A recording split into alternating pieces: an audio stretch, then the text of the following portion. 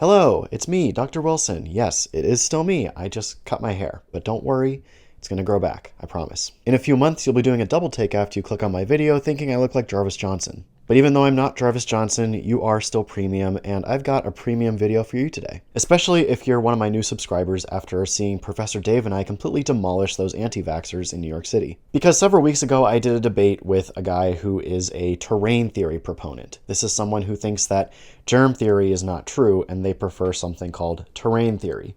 Don't know what that is? Well, you'll find out in this video, I guess. Now, the person who set up this debate wanted to get me debating a more prominent proponent of terrain theory, someone named Andrew Kaufman. But that's not the first opportunity he's had to debate me, and every single time he doesn't want to do it because people who promote terrain theory are normally cowards who don't want to talk to people like me who could call them out on all of their nonsense. But I'm willing to talk to or debate most people, so I accepted this offer to debate this guy named Johnny, and I think it went pretty interestingly. So I'm going to show you the whole debate unedited except for one part where I will edit myself in to make a correction on something that I said towards the end of the debate. With all that said, please enjoy this video. And I guess we are going to start this debate out with you, Johnny. We'll let you Sure. go Yeah. Yeah. first. I have the tallest mountain to climb.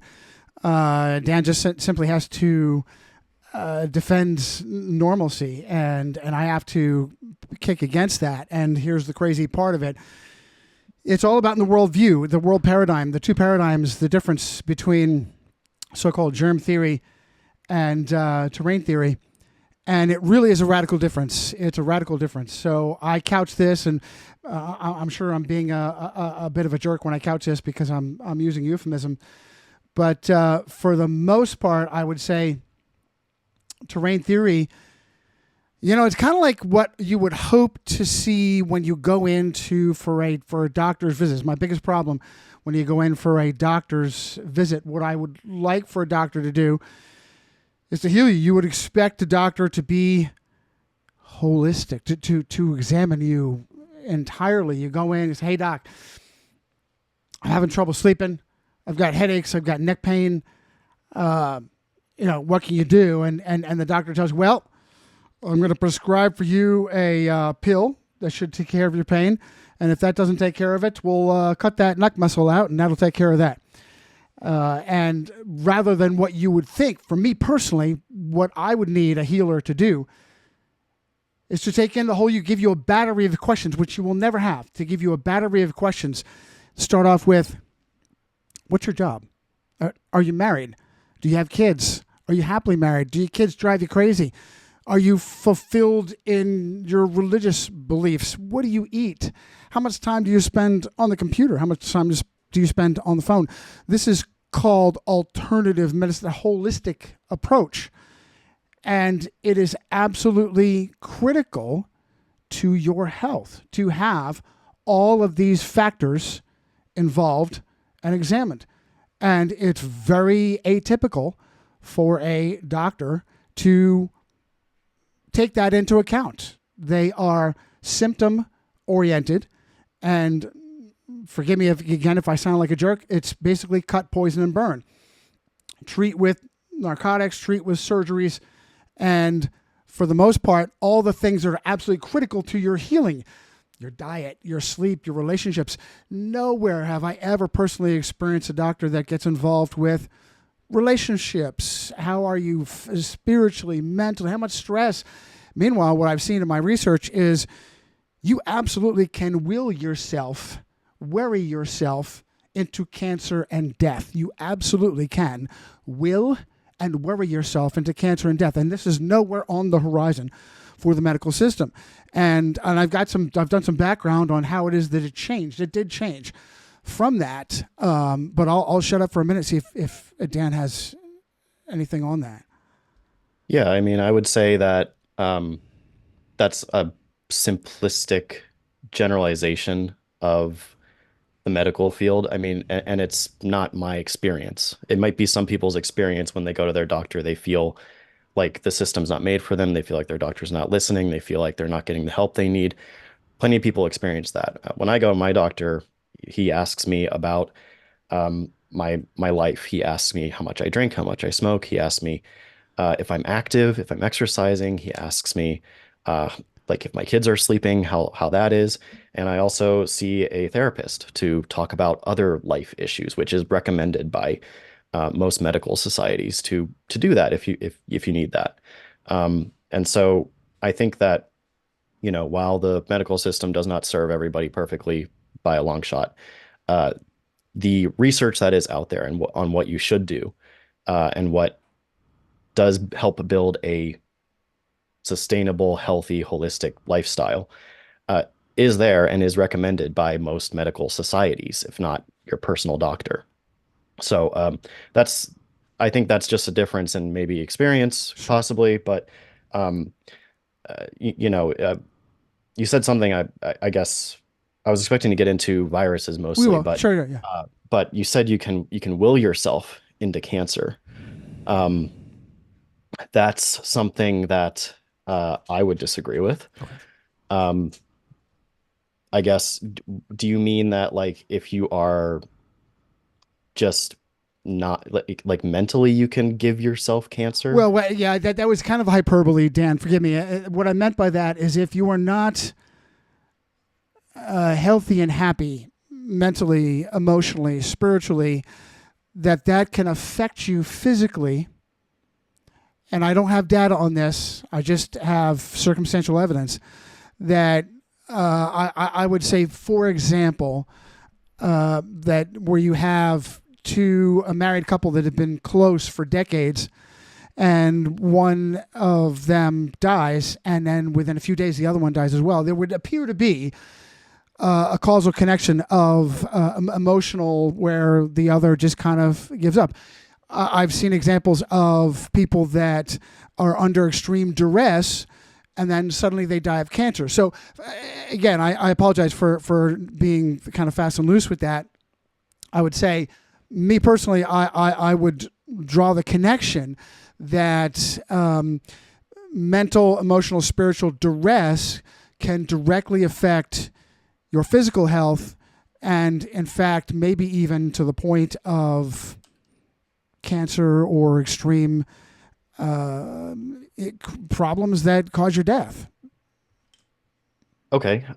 Well, so cancer in particular, it's a disease of basically uh, broken genes, right? As you get older, you acquire more and more mutations in your cells because your DNA is always dividing to create new cells, which means that there can be mistakes in that division. You're also being exposed to things like UV rays, cosmic rays that can cause damage to the DNA. If that doesn't get repaired properly, then that can lead to mutations. And you're also exposed to things in the environment that can cause mutations like mutagens or carcinogens that can promote the likelihood of cancer. So over time, uh, that damage in your DNA does build up, and that's what causes cancer. Now, if you are living a lifestyle where you are in duress, you are depressed, you are not living a healthy lifestyle, you are not eating well, you are drinking, you're smoking, you're not sleeping well, those are all things that can increase risk of cancer. So those behavioral lifestyles can be linked with something like depression and being constantly stressed. But I would say it's more of an indirect cause that those things contribute to cancer. And this is a major difference between the two of us, where I would say it's much more environmental, and I would say that it's actually very dangerous. Part of this is big picture, Dan. Forgive me for going big picture, and again straying away from viruses and vaccines, but it's important to get the big picture. For me, I had a life-changing event back in 1994. I became a born-again Christian, and it gave me a different perspective. And it gave me a perspective on human nature. It gave me a perspective on interplay of power and money, and put me where I'm at right now, to be a journalist and a skeptic. And so my worldview is that of being very skeptical and cynical in relation to power and money. And what I have seen, and certainly my background tells me, is that human beings are basically evil and selfish and self-centered. And if you give a small number of people tremendous power, they're going to coalesce that power, they're going to abuse that power, and their goals will be to get more money and power as they beat down everybody else. And I would say pretty fairly that we've seen a lot of this historically through so-called colonialism, and particularly in the West. But this is what's important to me. So in relation to my worldview is what I mean. And so as a result of that worldview, I'm skeptical. I have concerns if I see that it's my environment that is causal to my health or my illness, things that I'm doing on a regular basis, things that I'm eating, things are too readily available for me, fast food and soda pop and smoking and alcohol, versus things that are obviously, if I do the research, much more healthy, vegetables and fruits that are not necessarily sprayed with glyphosate, that toxins that may stay resident in your body throughout the years, not being addressed. Radiation, everything, believe it or not, I've seen evidence that electricity, simple phone, radio waves through cell phone waves, Wi-Fi. I personally would say that a large majority of human beings have varied resistance to that, and it has caused some illness. And there are some books that I could cite, Arthur Firstenberg's Invisible Rainbow, for one, and that environmental causes. And so my concern is that when you get into dismissing environmental causes and simply with a wave of the hand saying, "Oh, that's genetics," I heard Dave Farina say, "Oh, you don't even know what autism is. Autism is a genetical problem." Well, here's the concern.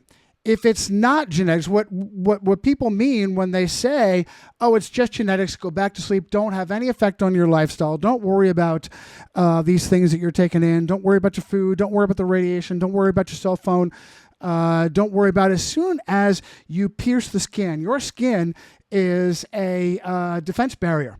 It's a defense barrier. So anything you put past the skin into the bloodstream is logarithmically expanded, whether for good or for evil. And so I have a concern with necessarily dismissing what could be a negative to your health with just saying genetics, you can't have anything, you can't have any effect. Keep going, keep doing what you're doing.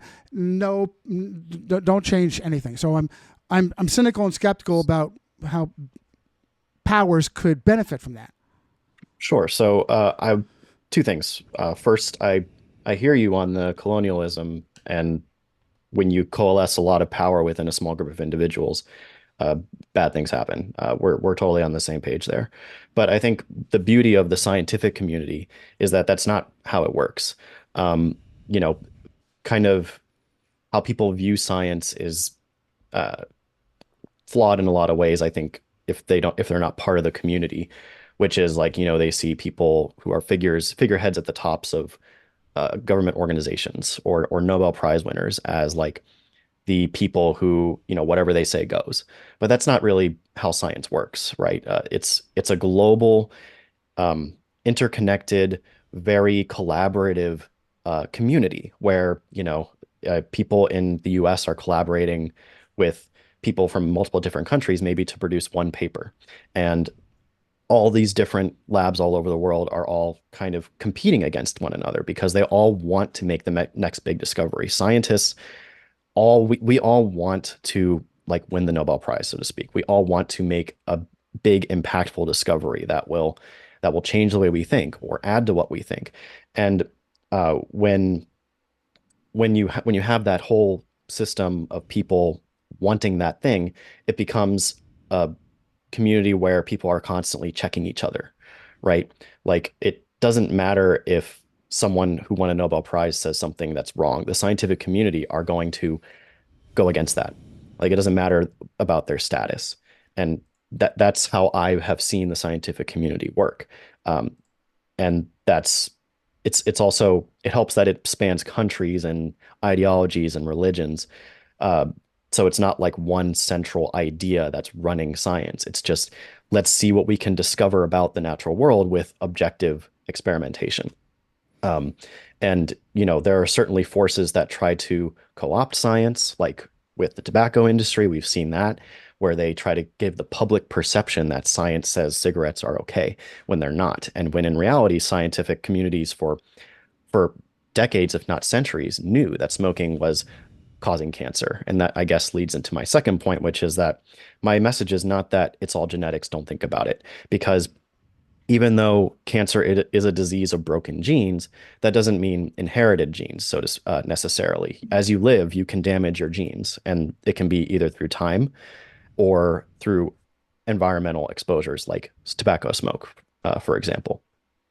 Those things can damage your DNA. So there's absolutely things you can do to live a better lifestyle to prevent cancer, right? But it at its core comes down to damage in the DNA, and environmental factors can damage your DNA, like I said.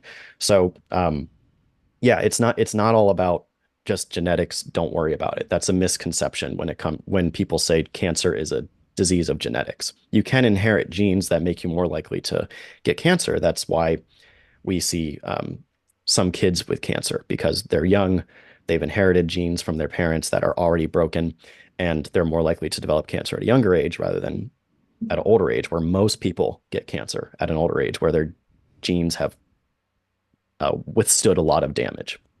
So, yeah, I don't want people to get the wrong idea that there's nothing you can do, even though cancer is a genetic or disease of the genes.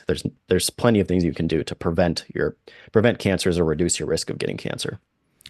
I've come across something that seems very illustrative for me. I don't know if you're familiar with the 7 stages of disease, but this explains a lot to me if I look at it through this lens of the 7 stages of disease being markers for the individual that there's something wrong with their body. For instance, the first stage of disease, according to the 7 stages, is enervation, loss of energy, toxemia, buildup of toxins, irritation and distress, both physically and emotionally, inflammation of organs, tonsillitis, appendicitis, hepatitis, which is inflammation of the tonsils, appendices, liver, ulceration in the skin.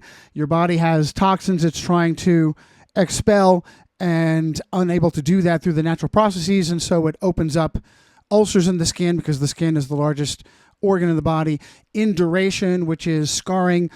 Your body will create pockets of the toxins that it is unable to get rid of.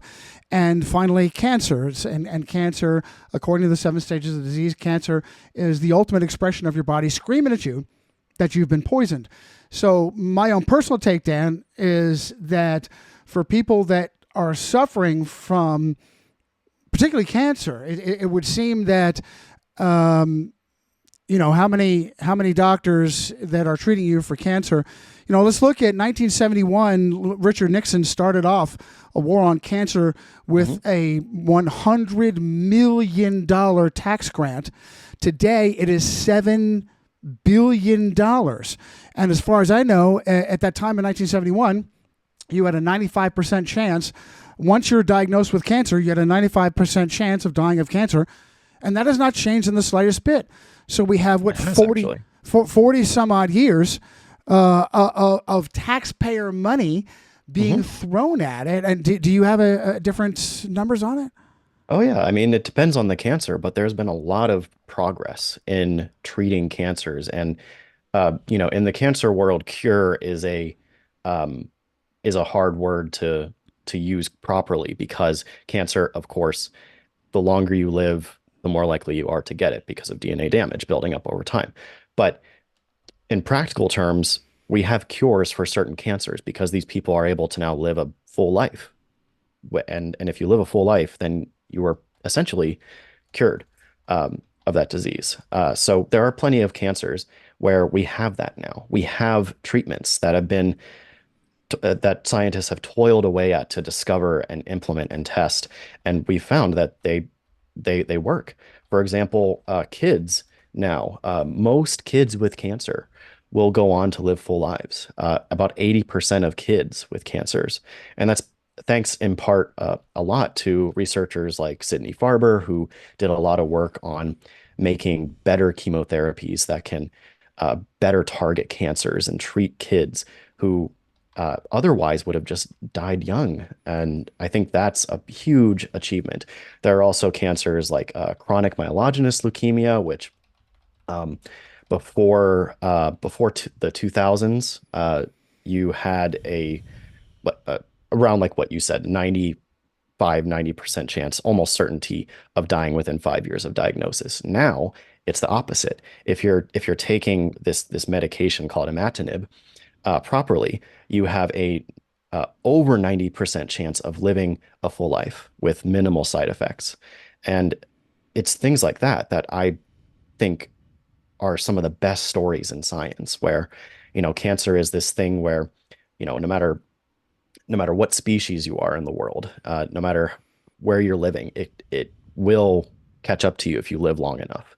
It's an inevitability because of we are multicellular organisms and our cells all have to work together, and those mechanisms they have of working together break down over time.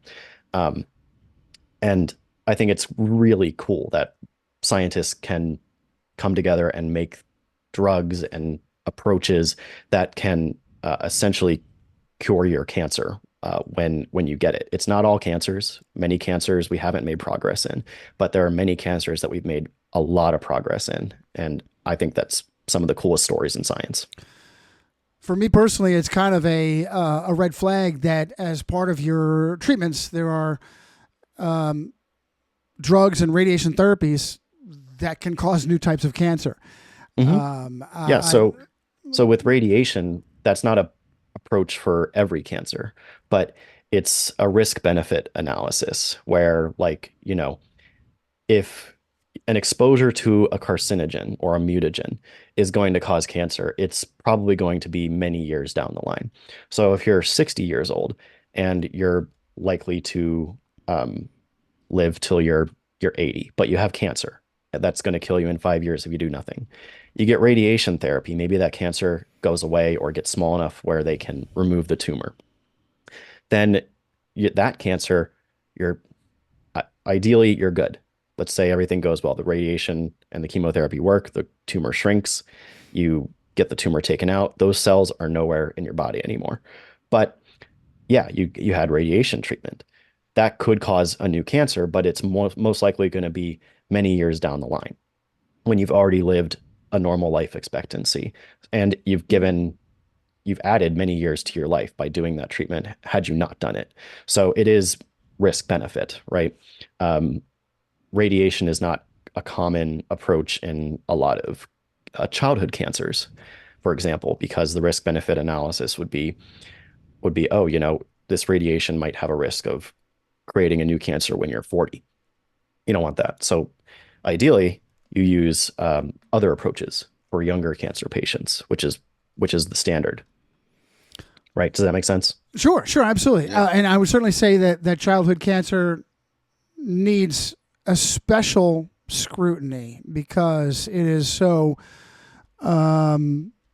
shocking, debilitating, and I don't have the data in front of me right now, but I would imagine that it certainly would appear to be more of a recent phenomenon. And again, if you're doing the number crunching, who can you really trust? Certainly from my cynical skeptic perspective, numbers, I heard the joke once is that if you torture the numbers enough, they'll tell you whatever you want to hear. I'll tell you that ultimately my perspective of terrain, environmental factors affecting you in the 7 stages of disease makes a lot of sense to me, in that cancer is your body screaming at you that you're being poisoned and your habits are being poisoned. And it's my personal experience and also my experience as a journalist. I've not seen that really as an overall approach for oncology, is that, hey, look, you've had a very toxic lifestyle. You spent, for instance, great example, LeBron James, and I'm only doing kind of anecdotal here. My understanding is that he developed a tumor that would be roughly around where he would hold a cell phone regularly. And then he had the tumor addressed and became a sponsor of Motorola. And surprise, surprise, everything's good again. These everyday things that you do, the radiations that you can't see, that you're not aware of, that kind of sneak up on you, that I would hope that the medical industry would be there and be warning you about these unseen toxins I mentioned the Furstenberg's Invisible Rainbow, and I'm not a huge fan because I still think that he pulled his punches on a lot of things.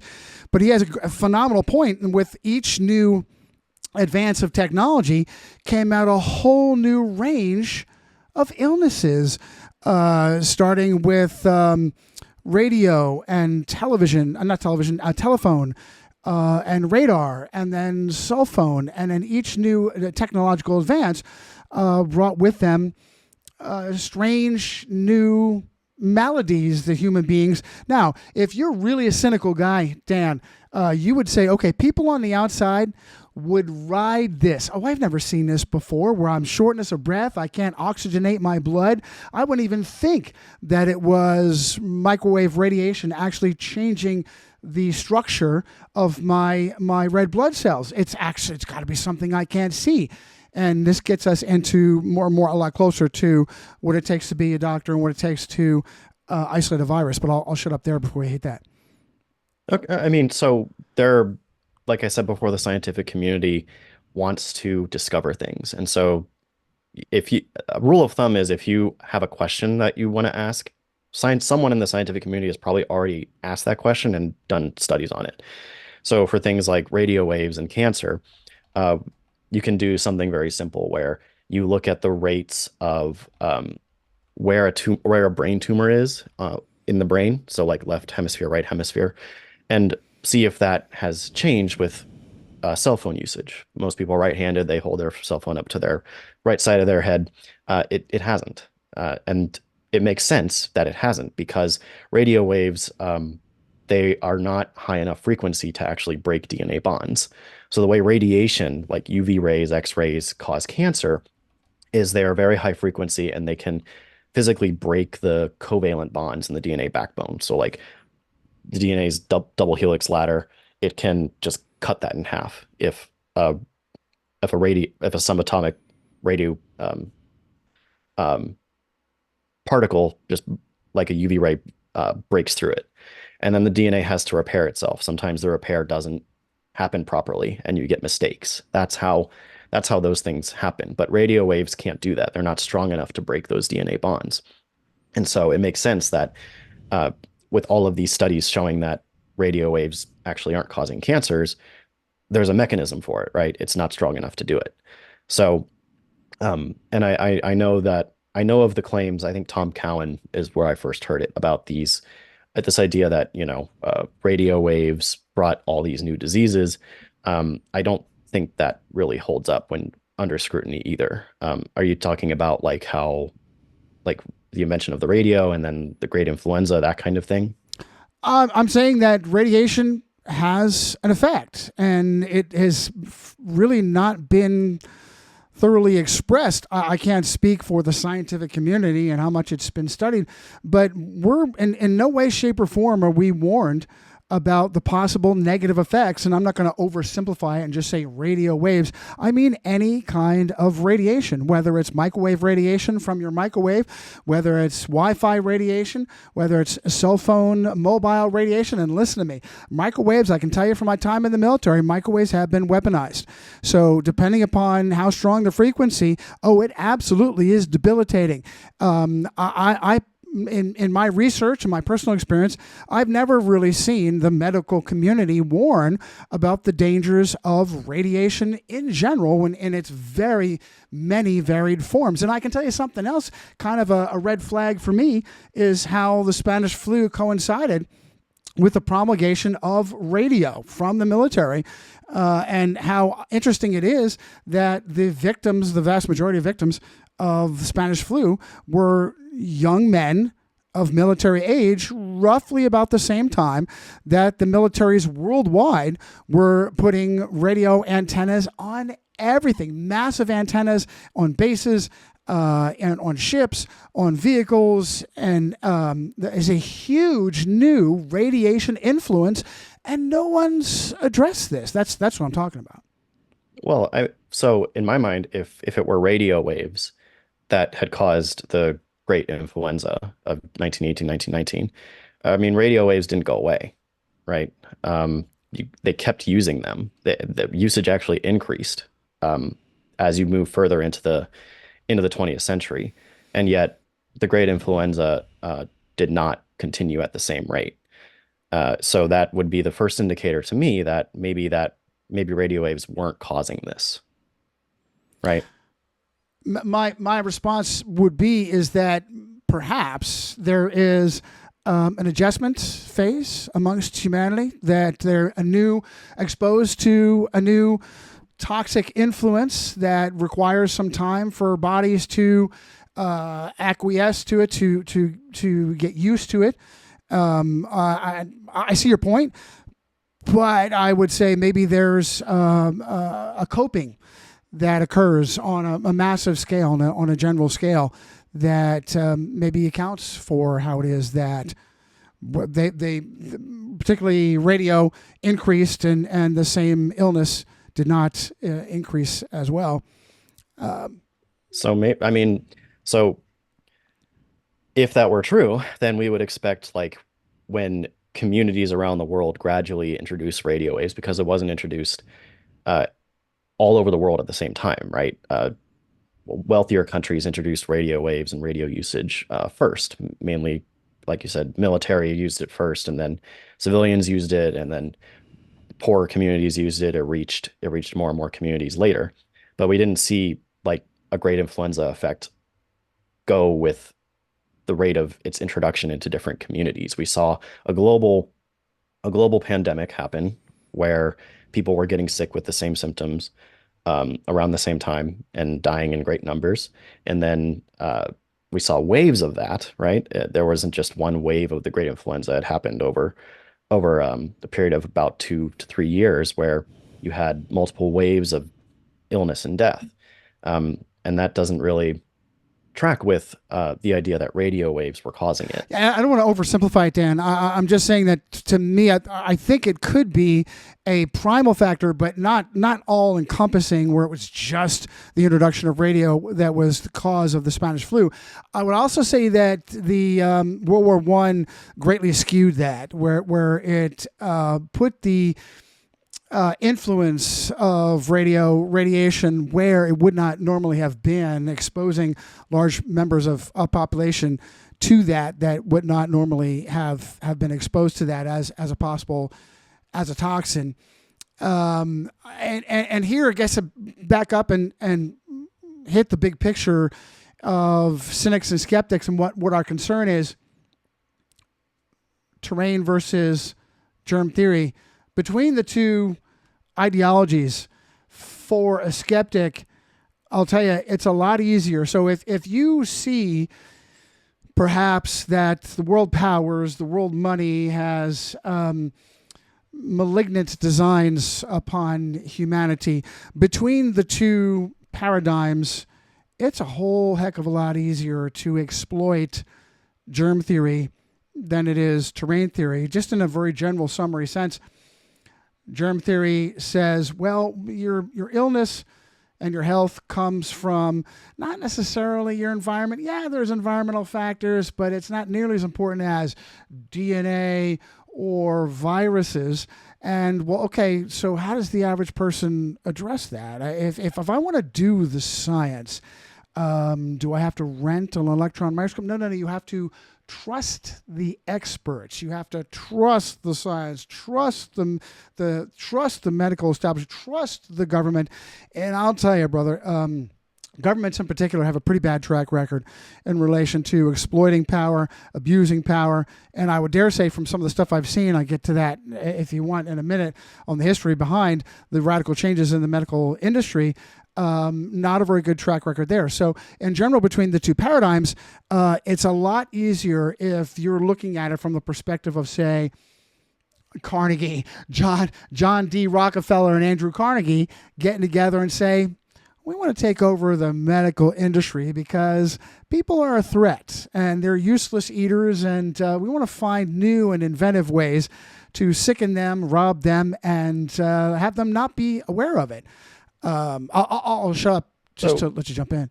So yeah, I mean, the scientific community is a global community, right? When I went to Carnegie Mellon University, I didn't have the ideals and ideas of Andrew Carnegie influencing anything I was doing, right? It was just my research group and our collaborators all talking about what can we do to find something new, to discover something interesting and cool.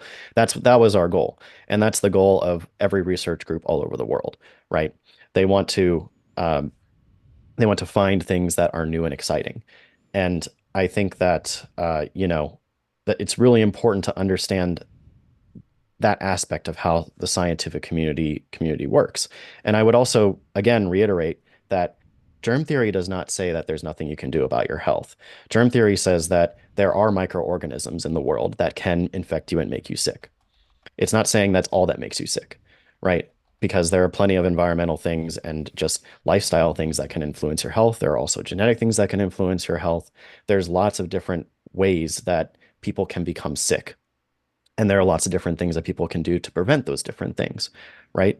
I mean, people people are like you say that powers that be, it's easier to manipulate germ theory. I think if terrain theory were the reality, I think it would also be easy to manipulate because we see marketing ploys and powers that be pushing things like fast food, pushing things like smoking, and not caring about the well-being of people. They just care about making money, right? And so I think powers that be being able to manipulate your environment is also just easy if that's what they want to do. But we do have the ability to look at evidence and data that is not beholden to any one government, right? There are scientists in every country looking at these problems and working together. You know, who cares what their governments are saying? My work was not influenced by whatever government was in charge at the time. And I haven't heard any of my collaborators or anybody at any scientific conference that I've gone to be influenced by their whatever their government wants them to say. Of course, there are some groups that are politically motivated or power motivated, but again, those ideas are called out by the scientific community because they don't stand up to what people can replicate themselves and test in empirical experiments and find in their data. So I don't think that, you know, I think you can flip your worldview and still have it be the same. I The wanted to, can I Go ahead, jump in? go ahead, And man. Yeah, I please. wanted to say, I think this is a good time to hear what both of your thoughts are on Louis Pasteur and the champ and how this all, originated with germ theory, Louis Pasteur. I've heard both of you talk about it. So, Dan, do you want to talk about the Louis Pasteur and germ theory? Sure, yeah. I mean, Louis Pasteur was one of the first scientists to demonstrate that microorganisms, particularly bacteria, can cause disease. Um, he was able to do some early experiments that laid the foundation that people then had to, who came after him, had to verify and then build upon. And anything that, they were doing to build upon it, if his foundational findings were wrong, their results would crumble.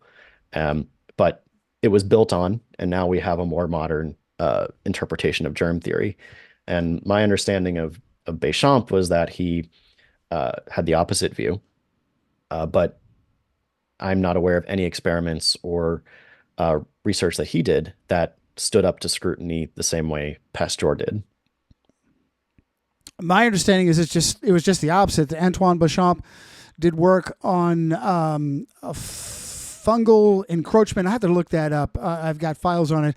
I would say that for me personally, I'm extremely suspicious of Louis Pasteur, and particularly in his elevated position in history and science and medicine, given that his notes were made secret for 100 years. That he told his family, do not allow my notes to be circulated. And it was only until a disenfranchised member of his family allowed access that a Princeton professor that was still quite a Pasteur sycophant named Gerald Geisen was allowed access. And even Geisen, I think it's Geisen, I'm sorry, Gerald Geisen had to spin it in his biography as the private science of Louis Pasteur. And again, this is the major difference between terrain and germ theory, whereas those in the terrain camp would say, whoa, whoa, these are environmental factors. You're wondering about anthrax and where anthrax came from, and oh, well, you can't see it. You have to trust me. I have a microscope. I'm going to find out for myself, and you trust. And has nothing to do with how there's a new arsenic-based dip that we're treating our livestock with. And there's some controversy over whether or not Louis Pasteur was doing experiments on sheep and dogs, and in order to pad his data, just outright slaughtered the sheep and dogs so that he could have better proof. So I'm a little bit more of a skeptic in relation to, he was a chemist and not any kind of a doctor. As interesting enough was Antoine Béchamp, a French Roman Catholic chemist. Both of them were. So I'm a little bit more skeptical on his position. Sure, but if we take the skeptical position and we say like, okay, what have people done to build on this work, right? It's not the it's not centuries ago anymore. We have decades and centuries of work that have followed, and again, like I said, if Louis Pasteur's foundational work of his experiments were wrong, then the work that built off of it, no work could have been built off of it, right? If you had to look at microorganisms with a microscope and saw that they were a particular way. If someone else did the same thing, they would say, I didn't see any of that. I saw something different. Like that would happen. Those foundational ideas would crumble. But we have a lot of work built off of that foundational idea of germ theory, and that these microorganisms can in fact make us sick. Well, it's if I wanted to continue on with this skeptical vein, Dan, I would say that perhaps Louis Pasteur has been used as kind of a prop or a front to continue to have people dismiss environmental factors, and wherever there's micro or macro, wherever we have to, as I was saying earlier, whenever we have to trust the experts. So, I watched Steve Kirsch. I don't know why it is that Steve Kirsch has any kind of a reputation as alternative. He's not alternative. He's very much a gatekeeper for germ theory, was attacking Andrew Kaufman in relation to, well, do you have any papers? Well, isn't it possible to corrupt the paper writing process? How about just basic observations? I remember what it was. It was Steve had something, well, science is about questioning. Oh, absolutely. Science is about questioning. Science should be based on the scientific method, observable, testable, and repeatable. And the problem is that the average person may be able to observe and test very basic things, but when it comes to viruses, when it comes to space exploration, there's a lot that we have to trust the experts on. And if you have a worldview that says, okay, billions of dollars can easily corrupt this process, I would have a concern. And I have an example for Robert Koch, and how was that Louis Pasteur's work was built upon, just in a general sense. Was it that Louis Pasteur helped shore up the idea that there are things that we have to trust the experts to find, invisible viruses, invisible factors that cause illness that you can't see and you have to be vaccinated for? I would say there are concerns there among the skeptic community. Well, I mean, toxins are also, like, in your view, they're also invisible, right? Like, and again, the scientific community doesn't say like ignore environment, right? There's many voices and a lot of data and a consensus in the scientific community that air pollution can greatly impact someone's health. Pittsburgh in, the 1940s, 50s, if you live there, your lungs are going to be impacted. Breathing in smog is not good, right? That's agreed upon. Using leaded gasoline and spewing that into the atmosphere, that was a discovery that went against a lot of powers that be. But the scientific community forged ahead and said, no, this is what the data are. We are doing this to our bodies. We're putting this out into the environment. We should stop doing this. And now leaded gasoline is not a thing in developed countries. I mean, germ theory does not exclude environment. I want to keep reiterating that because I think you seem to think that it does, but it doesn't. Well, it certainly it's just part of our understanding of de-emphasizes how we get sick. for me, Dan. It de-emphasizes environmental factors that are much more key in your health or illness process, and emphasizes things that you can't easily prove yourself. Like I said earlier, okay, if I wanted to, and I want to get into that before you go, is the virus isolation. Do I have notes on that? Come on. The virus isolation process. Yeah, here we go. The virus isolation process. That's not anything, where Steve Kirsch was slamming Andy Kaufman. Hey, isn't it about questioning? Well, yeah, who's doing the questioning? Who's finding the answers? And as long as I have to rely on someone else, can that process be co-opted? Okay. So, and again, big picture here, if you're cynical and you're worried about the process being co-opted and abused by powerful influences that have designs to rob you and sicken you and kill you, and just like you said so brilliantly, Dan, that there are toxins that affect you slowly over time. I will tell you from my own research, when I'm getting into things like nobility and Catholic clerics and power structures, and the black nobility and the Borgias, known as poisoners, I will tell you, the ultimate assassin is someone that knows how to give you a dosage, and they walk well away from you, and it's weeks later or months later, and you have no idea what's hitting you. And boom, you're getting sick. Now, there are skeptics in my community that say, okay, this is part of the problem with vaccines. Vaccines are covered. Vaccines are secret. You're not allowed to see what's in them. And there are adjuvants in them that are meant to stimulate the immune system that have metals, thimerosal, mercury, aluminum, and the body can't get rid of those. And they build up. And over time, they're going to have an effect. And then I would revert back to the 7 stages of disease that people just completely unaware of. Your body's screaming at you. You're having itching and rashes and things that may be misdiagnosed as pox or measles, when in reality, you've been poisoned.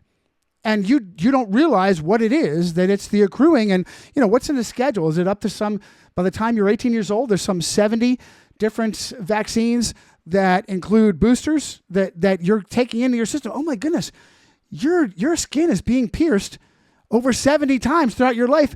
And all of that process has no liability to it. And it's completely secret because of a government agreement with the pharmaceutical industry done in 1986, the Childhood Vaccine Injury Act. So danger, Will Robinson. So a lot you said there was not correct, but I'll just go back and I'll ask you this question. So when it comes to toxins and what you know is poisoning you, right? I mean, you can't see toxins, right? You can't see metal particles. You can't see air pollution. You can't see these things. So who are you trusting to tell you that they are toxic? And who are you trusting to tell you that they're in certain things? Because you yourself don't have access to a mass spectrometer, right? You can't tell yourself if things have these components in them. So who are you trusting? Sure. I would. First of all, I know you don't have the time. I would love to see, of all that I just said, give me some specifics of what it is that I'm way off base on. But to answer your question, listen, a lot of that is going to be trial and error.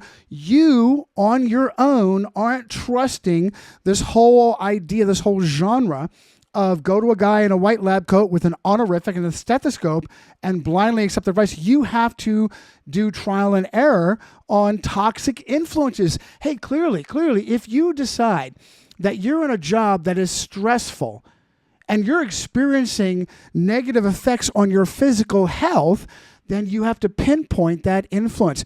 Relationship. If you're in a relationship that is causing you ulcer, okay, I'm making a leap here. You've got ulceration. You've got ulcers in your mouth, and you're saying, well, I never had these before. There's a new influence. You have to isolate the influence. And just like you said, Dan, People on the outside that have malignant designs on you can easily spin the influences and confuse you. You, the average individual, is responsible. So when I hear trust the science, trust the experts, again, that's another red flag, because you yourself have to do a process of elimination to find out what those negative influences are. And there's going to be a lot of people lying to you, because those are people that benefit from you being sick and going into a situation where your symptoms are treated with a drug or a surgery that's so damn expensive you can't afford it. You need a new group of corruptocrats called insurance to bleed you regularly to fight you on not paying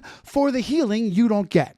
So you said trial and error, but you didn't say who you trust to tell you after they've done that trial and error. Because scientists, we do trial and error all the time. We do experiments that are controlled and heavily scrutinized by our colleagues for any bias or flaws in the experiments, and we report those results. So I mean, like, again, you can't see toxins; they're invisible. So who do you trust to tell you that aluminum is toxic or that air pollution is toxic? Sure. Yeah. That basically you do need to get help from experts. And what I would hope is that those experts have garnered your trust because of a track record of doing something similar in the past. And this goes into the entire process of what it means to become a doctor today. How do you become, prior to 1847 and the American Medical Association, and 1910, the Flexer report that was put together by the Rockefeller Carnegie cabal, the only thing on your resume as a healer was that you heal people. And there it is. There's your resume. Heal people. And you're responsible based on that. Let me just throw this out real quick for you, and you can give me a counter. But then we have a completely new paradigm from people that probably didn't love us very much. The Carnegie Rockefeller cabal saying, okay, so how do we co-opt? How do we, like in 2009, Bill Gates calls together a secret meeting of billionaires to address population control. Oh, it's really about philanthropy, because people that are billionaires, they really love us. So how do we co-opt a massive genre of something that everybody needs, healthcare, and spin it and choke point it so that we can flip it, we can gaslight it, we can take people that are indoctrinated. Doctors' dossier has nothing to do with health and have everything to do with just reading a textbook. And no longer do you have practical experience going in and healing. I got it. You in general, you go and you do a practice, but for the most part, you have to be accredited. You have to be licensed, and the government decides this is what we can emphasize and de-emphasize. And if we want to now suddenly emphasize synthetic drugs, and we want to completely wipe out natural helps and natural cures, well, and you have to come to us for your license and anything, because the government loves you, by the way. The government does this because they love you. It's not that the government's been co-opted by billionaires and they're all in bed together, which is exactly what the 1986 Childhood Vaccine Injury Act, zero liability. No other industry anywhere has zero liability. Okay? And this is exactly what skeptics are worried about, this whole licensing process. And we'll add the licensing process, this whole genre, not genre, but this whole culture that doctors are altruistic. They're above. They have an honorific. They're a doctor. As soon as you hear doctor and you see a white lab coat, you see a stethoscope around the neck, suddenly you turn off your brain. A doctor can never have an ulterior motive. A doctor can never be motivated by greed. A doctor can never be co-opted. They are just above that. Lawyers, your honor, the right honorable. They can never, and yet lawyers and doctors are the ones that use Latin and have all kinds of extra time and money to go into politics. So this choke point, this Rockefeller Carnegie choke point that started at the turn of the century, is what radically altered healing and gives us no choices. Where can really go where someone has a holistic approach, a so-called alternative? It's slammed. Go and look it up Wikipedia. Alternative medicine. That's not real medicine. You need medicine. You need a substance to make you well. Where can you go? No, their license gets pulled, and that's the concern that we have. It's a death grip on healthcare.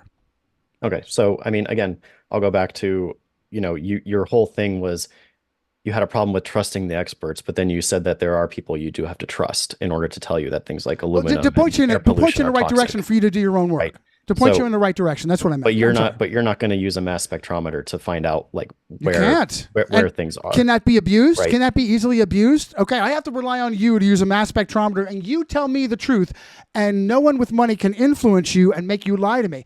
So, That's the so skeptic if point. so if someone pays me to publish some fraudulent mass spectrometry results, someone else is going to try to replicate it, and they're going to get different results, and they're going to say, "Hey, what the hell did you just do? You know, I got completely different results. What did you do? Let me see your methods." And then it goes deeper and deeper, and then they find out, "Oh, you just lied." That's what happens in the scientific community. Those lies like that are quickly uncovered because other people are also trying to correct that work. If you find something new and exciting, like toxin, like a new toxin in the atmosphere, other people are going to want to build on that result to find new exciting findings. And if your initial finding is wrong, they're not going to be able to build anything off of it, and you're going to get called out as a liar. So that's that's how science works. And I think in your worldview, whoever you're trusting to tell you that aluminum is toxic, you can just say the same concerns you have about them as you do about the people who tell you that viruses are real and can make you sick. I don't know if what makes you think that the people who tell you that aluminum is toxic and you believe that, how they're immune from these nefarious influences that you are concerned about. But I think I see it as like the same thing. And then moving on to like, the Flexner report. There was medical school before the Flexner report. But again, that's a very American centric view because of the Flexner report just influenced medical schools in America. It didn't influence medical schools in Asia or UK or Australia, Africa. It didn't influence those medical schools. They had their own systems and their own ways of doing things. But what all of these scientific and medical societies do is they converge on the evidence, right? And they're all checking each other, like I said before. If one is publishing false data that others can't replicate, they get called out. And so it like in other countries where they have socialized healthcare where you don't have to, it's not for profit, they have better health outcomes. And so like it's just a very American centric way to look at things. Yes, the healthcare industry is corrupt. Yes, there are a lot of things in the medical system in America that are broken, but it's not really like I think the real issue is just that we need to focus on these people who are hell bent on making a lot of money and gaining a lot of power, and not necessarily throw out all of the science that has been established by powers that uh, are not corrupt or not provably corrupt because it's all found by people who work independently of each other to find the next most exciting thing in science, right? So um, we can get into like the science of how viruses are isolated and how they're shown to cause disease, and that can be an example of like this is what we show to be true, and this is the progress we can make off of that discovery. And here's the progress we have made off of that discovery. Like we can go through examples like that and say like, okay, we have reason to for the average person to trust these people. I don't trust any scientists. I don't just blindly accept what they say. I need to actually see the work and see what they actually did to show that what they found is true, right? But the average person, like, if I go to a topic like how the lights in my room work or like my computer works, I don't know. I need to trust someone on that. I can't know everything. I need to trust someone knows how to work with the lights in my house. And if I see them on, then I know that they fix something and that it works. And like the average person has to also trust in lots of things. We have to trust that the builders who built our homes knew what they were doing and our houses aren't going to just fall in on our heads, right? But people within those fields of construction and electricity and um, computer how computers work, they all are doing the same thing too. If they're doing bad work and their houses are falling apart, no one's going to want them to build their house. And if they are doing things uh like just making crappy products, then no one's going to want to buy their product. In science, if your results are not leading to sustained discoveries and future work, then your work is useless. And similarly in medicine, if your medicine is not producing results by reducing or eliminating disease, then no one no one's going to want it. There's definitely some gray area there. You can have, I mean, how often have you been bilked by someone that supposedly did repairs or did work for you, and actually did shoddy work for you, or actually repaired something? Car repairs happens all the time. As someone that made a repair that you didn't even need. So exploitation of ignorance happens all the time, and I would dare say that this is not really a critique that we found, that I have found in my research, of either the medical industry or the scientific community. Very few people are questioning whether or not science is co-opted or corrupted in the examples of things that the average common person. So there's grades of trust, Dan. Sure, what I mean sure. is Sure, you like go ahead. like if I take my car to a mechanic and they charge me for something that wasn't needed or whatever, like that's shitty. They shouldn't have done that. That happens all the time. But that doesn't mean we say that mechanics don't know anything and that, I can fix my own car and like cars don't exist. Like we don't go there. We just say like, yes, there are people in the world who will exploit this service. The, I think I wanted to jump in real quick, Johnny. Sorry. Dan, you were saying how you could talk about how a virus has been isolated. I feel like Mhm. this is an important topic because I hear both sides constantly arguing different on this. So I'd like to hear both your takes on whether a virus has been isolated. Mhm. Yeah. So, I mean, you mentioned Steve Kirsch. He is not, I mean, he's an idiot. I'll just say that. I a wouldn't. rich one, a rich one. Oh yeah, he's a rich idiot. There are lots of those these days, but I wouldn't hold any stock in what arguments he makes on behalf of germ theory and the existence of viruses, because he doesn't understand them himself. But um, a virus can be empirically shown to exist and be isolated by just some simple empirical experiments. So, for example, I have a friend who talks a lot about plant viruses because he's a plant biologist. He can take a plant that is infected with a presumed virus. Let's say it has some spots or some discoloration on it. It's clearly a sick plant, and he can grind up the leaf. He can filter it, put it through um, a filter, a sieve, things that will reduce the size of the particles that you're getting coming out down to the size of like smaller than a bacteria. So anything that you're getting through that filtration device is smaller than a bacteria. So we can see bacteria with a microscope. We know those exist. We can see fungus with a microscope. We know those exist. So all those things are eliminated. Could still be a toxin, right? So you put that material in the presence of a new plant, right? And you see, does it make it sick? Oh yeah, it does. And then you repeat the same process of taking that material that you get and introducing it to a new plant. Suddenly you see that it's replicating, right? You see that it's not just a toxin that you're diluting through multiple introductions to different healthy plants. It's replicating. And then you can do lots of different experiments in order to characterize that virus and see what it looks like and see how it functions. And you can manipulate components of it to see what those manipulations end up doing to a plant. It's the same thing with animal viruses. You can you can take biological material that is presumed to be infected or not infected with the virus, and you can use experimental techniques to filter out or isolate that virus. You can even use biochemical methods to specifically pull out those viral particles that may or may not be there.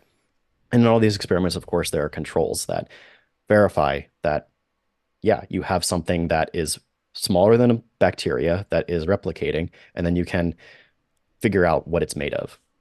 So yeah, those techniques are really standard in virology, and we don't have to just like anybody can go into a lab and do basic experiments if they're invited. And my friend, who is a plant biologist, invites people who doubt viruses exist.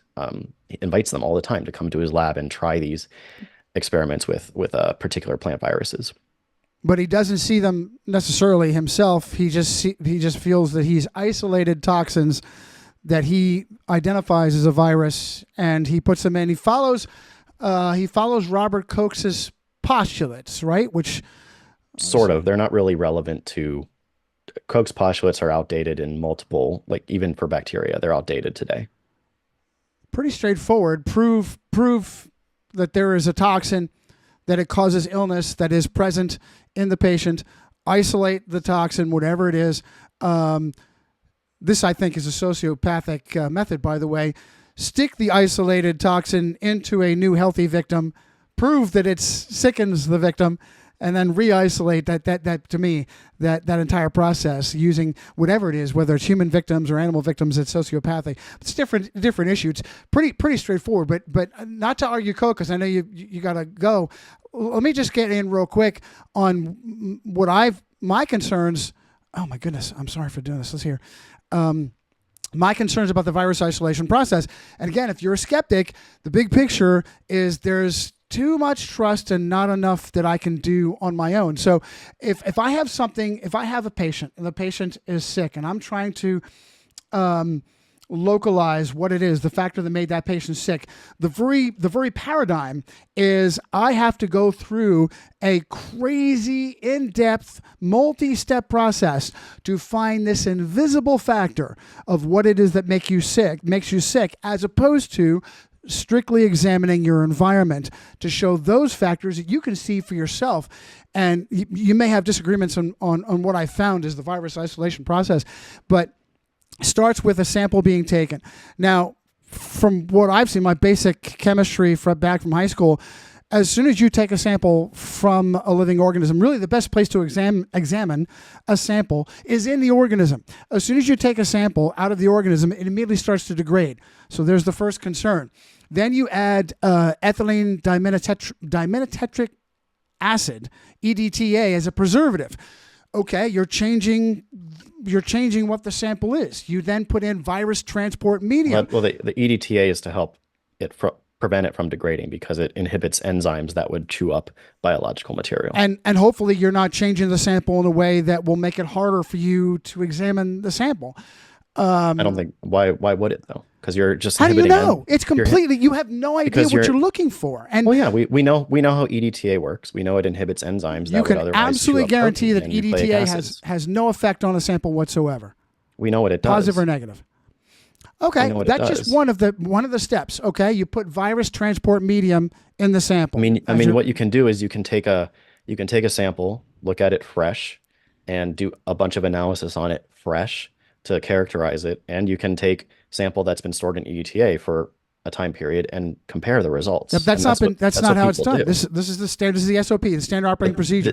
I'm telling you that this is like the foundational work that people do to say, like, yeah, EDTA, we can use it as a preservative. It's okay. People had to figure out that it's a preservative. And that's just the first step. Then you purify the sample by putting it in a centrifuge. Well, who's to say that materials that are heavier or lighter have any effect on what it is that you're looking for? Why is it assumed that the weight of the materials in the sample has a direct effect on isolating a virus? Well, you're separating things, right? So, like I said, bacteria are bigger than viruses. There are human cells in that sample that are big, and those can be pelleted. If you spin in the sample really fast, gravity will take those samples to those materials to the bottom, and the lighter viruses are going, or just lighter material that are not big enough, not as big as bacteria or human cells, are going to stay in what we call the supername, the liquid that is on top of the pellet. That's not the only way to do it. You can also put it through a filter that filters out all those things, but it's one of the ways you can just separate by size things in the sample to simplify it, to say, okay, I'm isolating the variables. The small things we're going to test and see if it causes a particular effect. The big things we can test to see if it causes a particular effect. But you're presupposing that weight is a factor. when you're dealing Well, with a complete unknown. You're presupposing that weight of the material is a factor when you're dealing with an unknown, and no, that. we're not presupposing anything. We're simplifying the mixture, right? You would acknowledge that there are bigger things and smaller things in that sample, But right? when you don't know what you're looking for, how do you know that you're going to make it easier to find your unknown because weight is a factor? So you can say I want to test the small things in the sample and I want to test the big things in the sample. And you can do your tests with those separate components and see what effects you get. If you don't get the proper effects, maybe it's a combination and you can try treating the sample differently next time. But that's a way to just simplify and separate the components. And in this case, when we're talking about viruses, when you take out all the big components and you have only things that are on the nanoscale, then you get these observed effects, Right. right? You're observing effects. You're observing Hmm. effects, and then you're drawing conclusions, not based on what you have, not like normal separation. I want to separate, or I want to isolate the bottle from the koozie. I've isolated the bottle from the koozie. That's not really what's taking place. What is fetal bovine serum, and why does that play an So that's a effect? component that is in cell culture, and it's to help the cells actually divide because it provides growth factors to the cells. Um, were you do you not were you not aware of what that This does this in doesn't cells? have any kind of an effect on muddying the waters. You're actually trying to find something. You're not adding biological material. Where does fetal bovine serum even come from? It's pretty much where it sounds like it comes from fetal calves, and it's the serum that provides growth factors It's for demonic, cells and brother. It's culture demonic. to grow. It's Now let me ask you, do you know if fetal bovine serum is used only in virus isolation? I don't know that it has anything to do with what we're talking about. I will tell you that fetal Well, bovine you're serum. asking me about it, so I'll tell you that it's used in pretty much all cell culture. Oh, I bet it So is. I'll bet it is. if you're growing cells outside the body out in a flask, you need growth factors because they're outside the body. They're not receiving growth factors to continue dividing, right? So you can introduce fetal bovine serum into the cell media, and that's going to help them actually divide. And you can grow cells like this for a long period of time, and they look very happy and healthy. You can grow your controls in the same mixture, and they look very happy and healthy. But it's only when you add the virus or the small things in the sample that you see these observed effects in cell culture, which is where I'm assuming we're going. Right. Before we leave the fetal bovine serum, let's talk about, well, not talk about, but I just explain that it comes from the domesticated farm market, usually from milk cows, where these animals are milked to death, and they die with a calf in their uterus, and the calf is pulled out and chopped up, and parts of its brain are taken for this serum. It's absolutely insanely demonic that it's used both in this process and in the vaccination research process. I would dare say if the average person knew that this was a critical part of virus isolation, they might have a concern. But we're not even halfway through it, because Well, after so this, it's not necessary in order to see a virus. but it's Not common. necessary to have It's commonly FPS. used. It's Yeah, commonly used as our it's used in cell culture, not just virus isolation. It's sure, used in sure, cell culture. as And a, our I agree, it's very morbid, but I mean it's no more morbid than the meat industry, which most people accept. sure. I'm with you on that. I'm with you on that. It's not morbid. It's malignantly exploitative, that to a point where the average person has no clue about it. And if they did, they would probably have a very negative reaction and force the system to change how it does things. Halfway through, then we add, we use as part of the culture, rhesus monkey or African green monkey kidney cells. Not necessary to use those in particular, but you use cells that are permissive to most It's common. viruses, cells that aren't going to resist viral infection. And so a virus needs a host in order to grow. Similar to how if you want to isolate bacteria, you need to use a plate that has nutrients and food on it.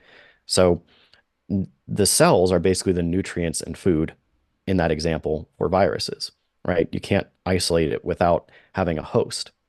So you're just introducing a host for the virus to infect and replicate so that you can increase the number of viral particles in your sample and more easily characterize them. You can characterize viruses straight out of a body too, but in order to uh, grow and characterize a virus, you need to have a host for it. Dan, we're adding a lot of biological material in an effort to find an invisible unknown. I have concerns. And as a all of those scientist. biological materials are present in your control as well, in your uninfected control as well.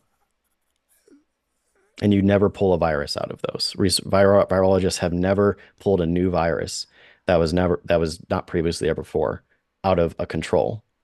Well, let's finish on we're at like 2/3 of the way. Minimum essential medium, Eagle, is added. Yeah. It's a synthetic cell culture named after Johns Hopkins NIH pathologist Harry Eagle in 1959 for the express purpose of pathogenic viral.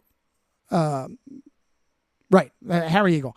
It's not for the express purpose of virology. It's for cell culture. Cells grow in that media all the time. It's basically like Kool-Aid. It's just going to provide sugar and fuel for the cells and also nutrients that the cells need, vitamins that the cells use to make their proteins that they can't make themselves. Like we know what's in it. It's used very commonly in just cell culture and just keeping cells alive in the lab. Right. Well, then you can add. You will starve the culture of nutrients. No. And the nutrients are there. So this step, I know what people like Andrew Kaufman and people say about this. This nutrient starving is not nutrient starving.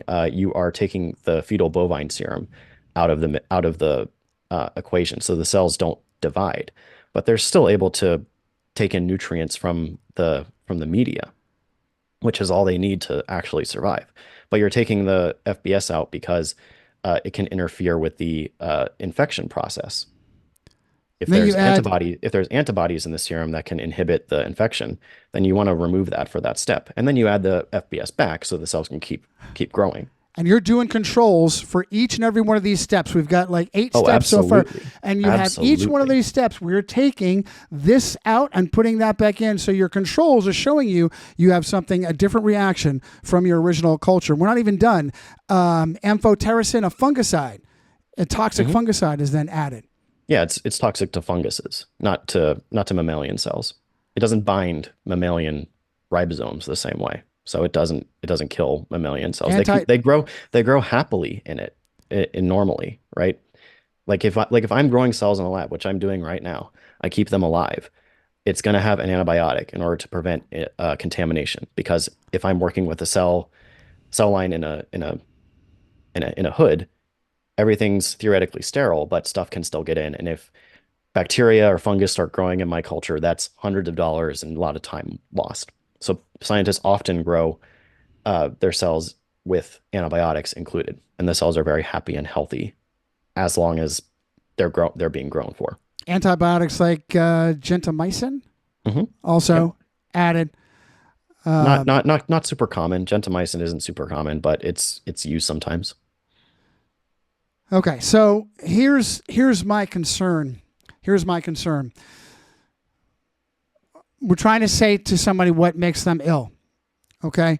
Rather than necessarily focusing on all the environmental issues at play, we're going through this process, and I'm trusting you that at each and every step from this process, brother, this is a Frankenstein mix. This is a Frankenstein mix of biological If you don't understand materials. it seems weird, but it's a lot of different components that have been empirically tested to best grow cells outside the body. And again, viruses need cells. And I'm trusting you that you're doing this to tell me something I can't see is really making me ill. And there's really that I don't have to just like. Actually, I mean, no, this isn't what's done commonly. We can sequence a virus. We can look for sequences of viral particles in a sick person and quickly tell them whether or not they are infected with a particular virus. And as their symptoms increase, generally the number of viral particles that you can find through sequencing will also increase. And as their symptoms resolve, you can see that number also go down. And you can design drugs to specifically bind to viral structures, viral proteins, to stop that disease. That's what we've done with HIV. HIV is a particular virus that has a particular enzyme that it needs in order to complete its life cycle. And through virology, we have developed drugs that specifically bind that enzyme and inactivate that virus, and has brought people who are some of the poorest in the world, some of the most forgotten people in the world, in states of extreme late stage AIDS where they can't even get up off the floor and they're dying of diseases that would not otherwise kill them. It brings them back into a full life. And we have virology to thank for that. My concern is whether or not something is being properly diagnosed as acquired immune deficiency syndrome. I'm finding that when the word syndrome is used, it's a catch-all for a dramatic range of symptoms that really you can call whatever you want. And I also am very suspicious that a guy by the name of Anthony Fauci can be pinpointed as foundational to the treatment of AIDS with a chemotherapy known as AZT, and that it was actually so toxic that the FDA had taken it off the market, and Anthony Fauci brought it back to treat AIDS with. And I'm also skeptical. So it didn't work as a chemotherapy. That's why if they tried high doses, it's killing people. No, it was as not it does killing people. when you give it to them for AIDS. Incorrect. People. No. That is very wrong. And AZT, along with other Magic HIV Johnson would disagree. inhibitors. Magic Johnson is like a one-off case. Whoa, jump scare. Hey, it's me, short-haired Dan again, and this is the part I wanted to correct myself in the video. I had always had it in my brain that Magic Johnson was some special case of HIV/AIDS where he just didn't have the disease progress because he had a genetic resistance to the virus. But after saying it to Johnny here and after the debate, I thought I should probably look that up and make sure that I'm not just totally making that up. And it turns out I was, because the answer is way more simple. He was diagnosed with HIV in the 90s, and by the time his AIDS would have progressed to actual AIDS, HIV medications were readily available in America, especially to wealthy people. So yeah, that's why Magic Johnson never had his HIV diagnosis progress into AIDS, because he takes the medication designed to keep the virus in check so that you don't get full-blown AIDS. It's just one of those situations where I never specifically checked what his deal was, and it has so much lore about Magic Johnson being resistant to AIDS or not getting AIDS, having some magic immunity to it in pop culture, that just kind of got into my brain and I believed it. But no, it turns out that South Park episode about Magic Johnson and AIDS was right. He never progresses to AIDS because he has money. He has money and he can afford the drugs that he needs to keep the virus in check. So go figure. Anyway, Johnny was horribly wrong here, so let's get back to me being angry at him because this topic truly does piss me off. Instead of him not taking AZT, he's just one of those quirks. There are millions of people who are alive now thanks to HIV/AIDS cocktails that keep them alive. Those people will be dead if they listen to people like you, okay? Right, absolutely. So why is it that AIDS and HIV just popped up out of nowhere in the 80s? It had nothing to do with a very harmful culture within the homosexual community to encourage them to go out and do amyl nitrate and have whole weekends of orgies and take the hepatitis B vaccine to preempt any kind of sexually transmitted diseases. They're living an incredibly harmful lifestyle, and then out of the blue, we have a brand new virus to explain what it is. So you're repeating stories that you have. Just address it. Don't tell me whether I'm repeating stories. Just address it. You are repeating stories, and I will just address whether it's right or wrong. It's incorrect that their lifestyles are causing AIDS. Why did AIDS come up out of nowhere in the 80s? Because it was spreading across the world. Where did it come from? Out of nowhere. It spilled over in Africa. It has been traced to Africans having sex with monkeys. In the Congo, where no, absolutely not. No. That is a theory out there. That is not the scientific theory, and it's really weird that you are stating it as if that's what scientists say. I'm just throwing it out there. Where did it come from? There are lots of different ways that animals can transmit viruses to us, even bloodborne viruses. There's bushmeat in some parts of Africa where hunters will hunt chimps and other primates and be in close contact with them, butcher them, and those blood-borne pathogens can transfer into them even if it's cuts in the mouth, is this cuts AIDS? on the skin. Are you talking about AIDS? Yeah. Yes, HIV can transfer that way. And that is how it's thought to have happened. And then people sexually transmitted it amongst each other from there. How did it come up in 1980s where it had no previous exposure to this? Suddenly we have this issue and it's widespread. It was first in the West. detected. It was first detected in the West because we had good health infrastructure to surveil these instances of people This dying from process here. diseases that they should not. We're able to isolate these viruses and No, what happened was that they observed a lot of men in particular, a lot of gay men in particular, getting sick with diseases that otherwise shouldn't kill them. eating that monkey And meat. they found that they're specifically. Do you know what cell type is specifically depleted in AIDS patients?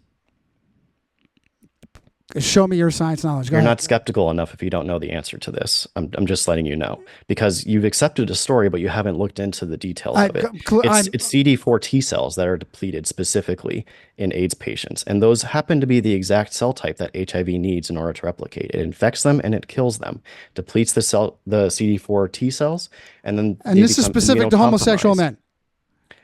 No, it wasn't specific for them. It was first detected in homosexual men because Had nothing to do with their lifestyle.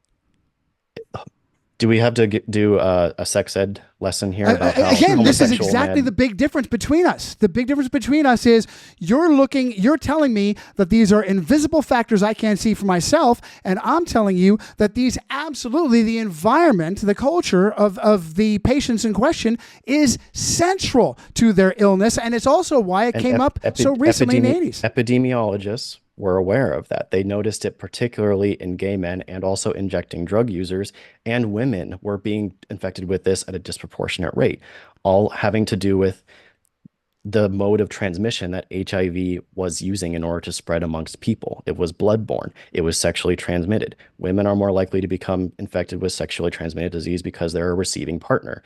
It's similar with gay men. They're often both receiving partners, and the anal canal is going to be more easily ripped or injured during intercourse. So that's why the transmission was more pronounced in gay communities and noticed in gay communities, but it was global. It was noticed after that in Africa, where mostly heterosexual people are suffering from it, where mostly AIDS orphans are suffering from it because it's being transmitted from mother to child. And now, thanks to all of that knowledge of being able to say, hey, we see this epidemiological trend. We think it's a bloodborne, sexually transmitted pathogen. Maybe let's look for that. And then they find HIV. And they're able to characterize it and say, hey, we take this virus and we try to grow it in cell culture. We can't grow it in cell culture. Why can't we do that? Okay, let's try growing it in CD4 T cells, which happen to be depleted in AIDS patients. Oh, now this virus grows. Hey, let's try to inhibit its enzymes with specifically targeted medications. Oh, we inhibit that enzyme. These patients are now better. Their lifestyles have not changed, but they are now living normal lives thanks to these drugs. Thanks to these drugs that we have no you just reject visibility you on. reject that whole story, right? Thanks to these drugs that we have no visibility on, thanks to the 1986 Childhood Vaccine Injury Act, which you regularly conflate. No, they're not vaccines. They're not vaccines. What are you talking about? How are you treating AIDS? Medication, not vaccines. They're called antiretroviral inhibitors. They're attacking viruses with the medication. Specific proteins within the virus that they need in order to complete their life cycle. Yes. Do you know what that enzyme is? Again, I have serious concerns given that I have to trust you on all this, and in relation to has nothing to do whatsoever with lifestyles, with outside influences. Again, it's not nothing to do with lifestyle. If you live a lifestyle where you're more exposed to the avenues that HIV uses in order to transmit itself, then you're more likely to be exposed. That's why education was another really important factor in preventing the spread of HIV. I have to go back. That was emphasized a lot by the medical communities. It's not ignored. I don't know why you keep saying that medical communities ignore the environment and lifestyle. It's not emphasized. Environmental factors are not emphasized. I'm sorry. What was emphasized during the recent Mpox outbreak in recent years? Mpox outbreak? Mpox. Well, that's a new one. Monkeypox. Yeah. Yeah. Okay. Lifestyle was emphasized. They were saying, okay, we don't have a vaccine that is super effective right now. Please exercise caution in your lifestyle. Right. And Right. then the For virus transmission rates another went new way boogie thing that down. we can't see. So you have to alter your lifestyle, put on a mask, whatever it is that to change your lifestyle. Trust us. And in your worldview, you have to trust and believe that these toxins are where you No, think well, I'll they tell are. you what. I'll and tell then you what I avoid have to them. do. I need to see first that I'm even at risk.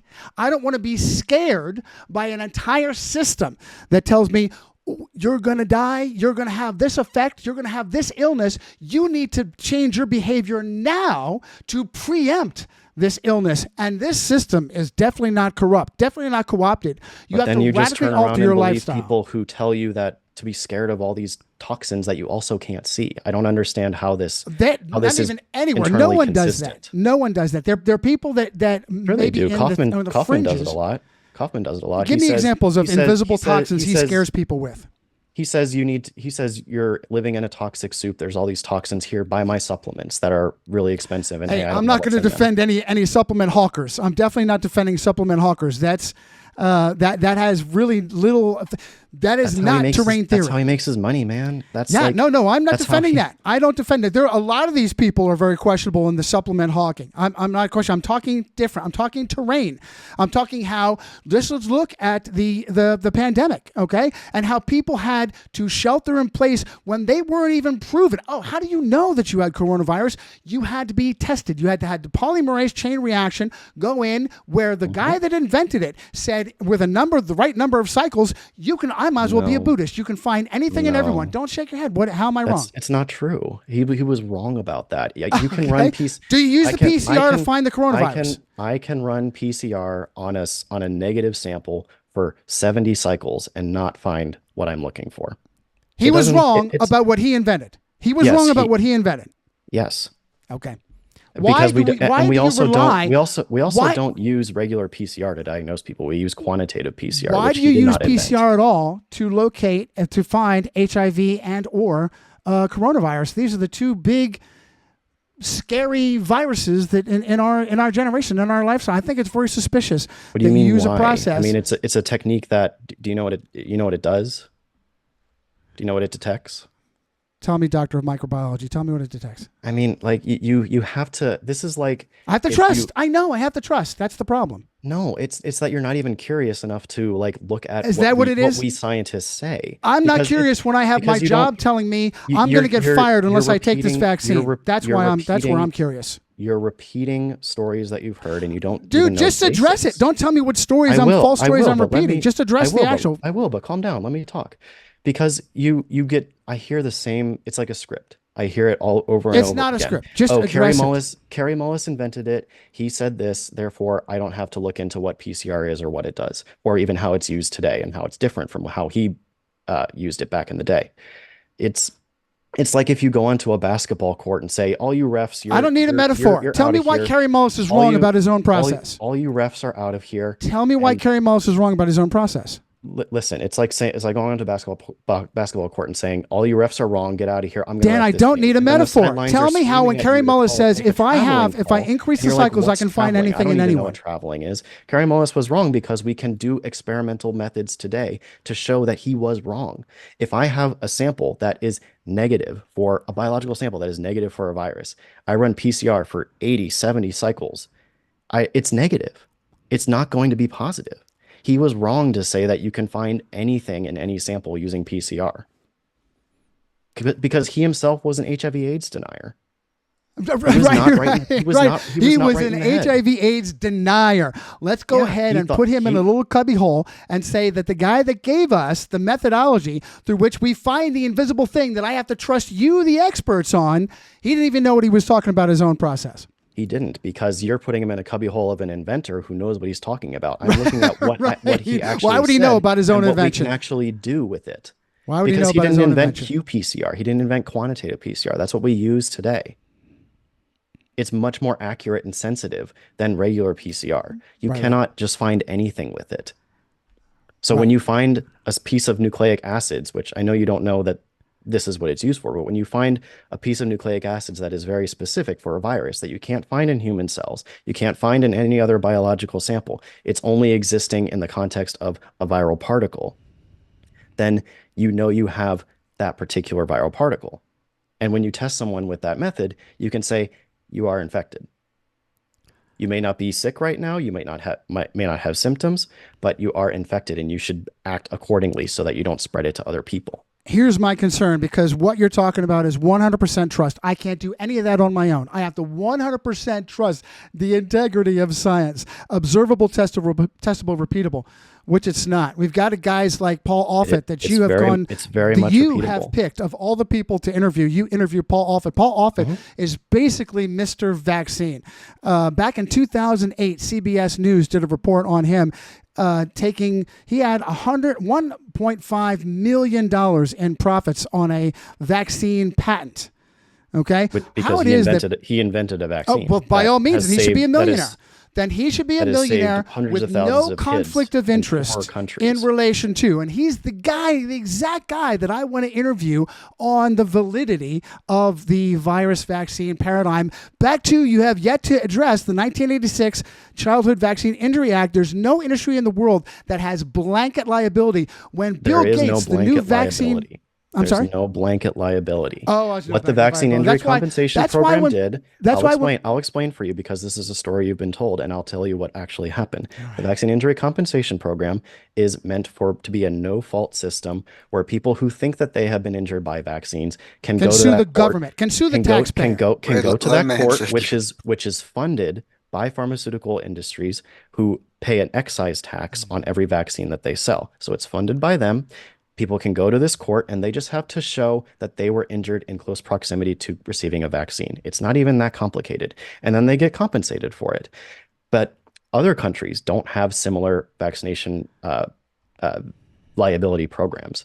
And they don't, again, it's very American centric. And also, again, it's not blanket immunity, because if any pharmaceutical company working with a vaccine commits fraud or negligence, then they are absolutely suable by the government or any other body, right? It's not blanket. I don't know of any example. I will tell you that this is why Bill Gates has invested. He is now an expert on vaccination. That when he invests $1 million, what I mean by that is tongue in cheek. When he invests $1 million in vaccines, in pharmaceuticals, he gets a $20 million return. That's not me. That's Bill Gates' CNBC. $20 million return because of the help the government. When you sue, who are you suing? You're suing the taxpayer. You're suing the taxpayer. You go into a special court with no judge and no jury. Let me finish now. No judge and no jury and no discovery. Everything remains secret. And if the government will use, I'm not done. The government will use its own Justice Department lawyers to defend the private pharmaceutical industry. And the best you can do, if you even get hurt at all, is maybe $250,000. And if you have a child that has become an invalid because of vaccine injury, that's not going to go very far. Okay? You sue the taxpayer. No, you're not. Sure you are. The pharmaceutical industry is what funds it. Do you know what an excise tax is? The pharmaceutical industry funds.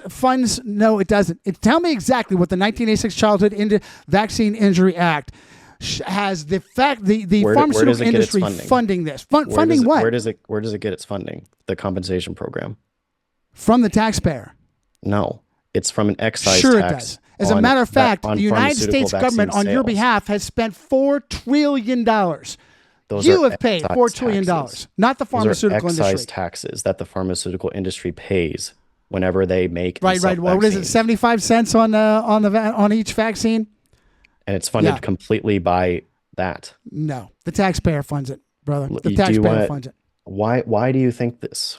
Like who do you? Why do I think this? Why do I think this? Like we can look up right now.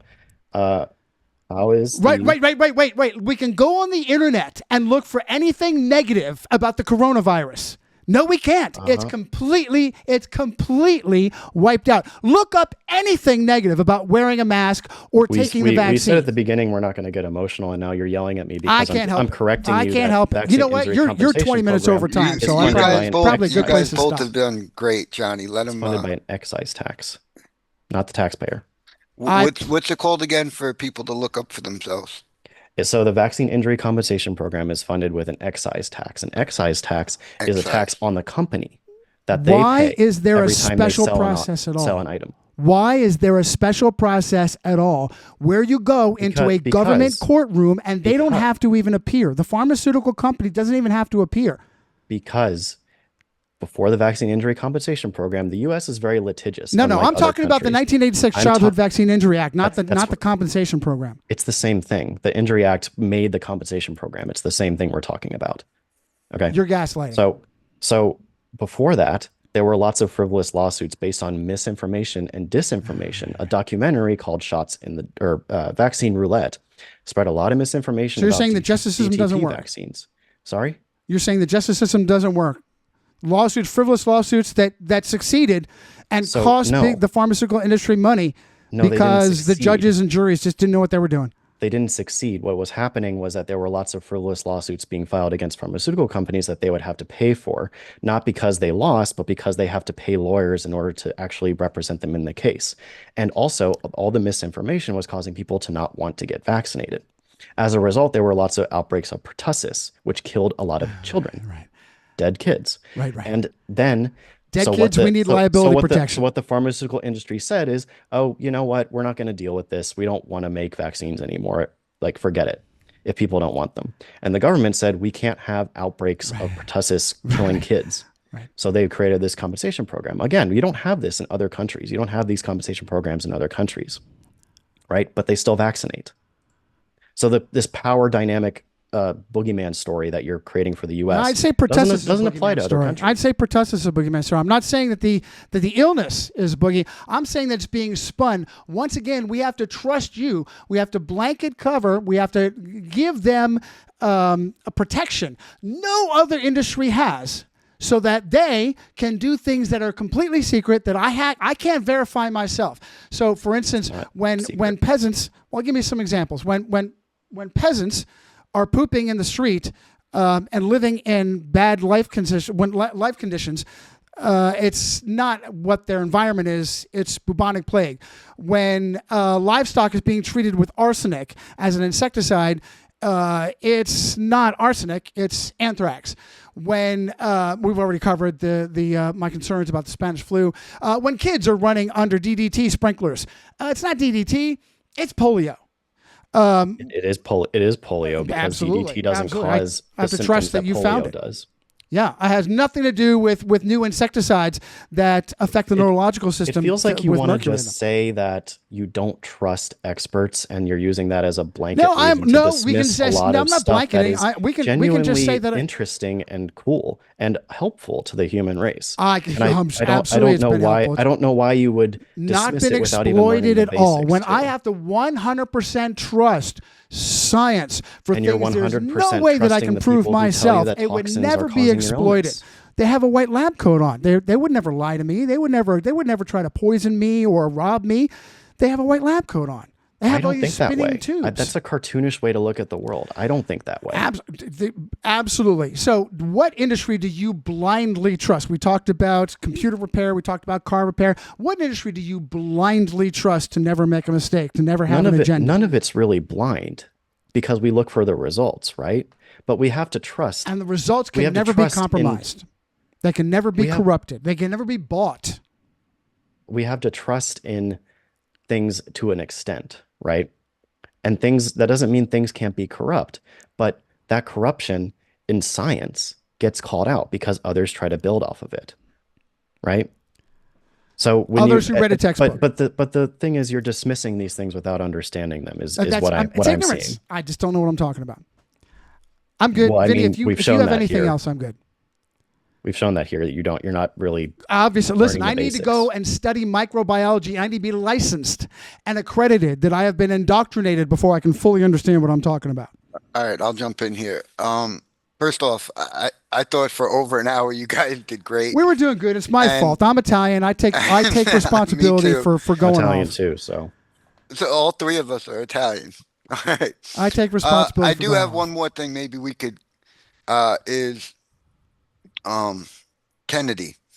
I would love to hear. Or you could go out. He defends germ theory. Why are we even bringing him into the question? Well, no, Dan has called out issues with he's with RFK. written. So I'd like to maybe let that be the final thing for you guys. Okay, I don't know. I can speak on it. He's actually written multiple chapters in his book about how HIV doesn't cause AIDS.